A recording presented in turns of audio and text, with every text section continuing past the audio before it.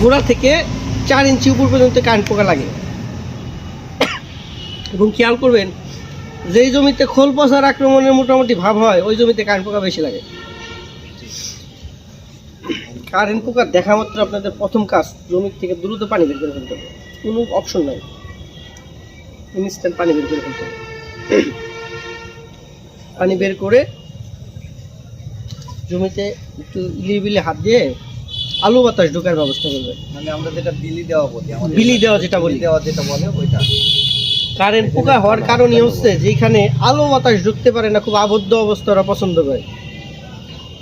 এখন এই কাজটা করলেন এবং দ্বিতীয়ত তারপরে কি করবেন, আমাদের টোকেন নামে একটা প্রোডাক্ট আছে, এটা থাইল্যান্ড থেকে আনা, এটা দিয়ে 3 গ্রাম হয়। আমি গতকালকে একটা চাষিকে স্প্রে করে আসছি, আমার চাক্ষুষ দেখা 10 মিনিট সময় নেবে সর্বোচ্চ। এটা দিয়ে 25 গ্রাম দিয়ে আপনারা 3 গ্রাম করবেন। এটা দেওয়ার পরে 10 মিনিট দাঁড়ায় থাকবেন, দেখবেন হয় গাছের হাতে লেগে আছে আর নয় পড়ে গেছে, মানে ওর টোটালি প্যারালাইসিসড হয়ে যায়।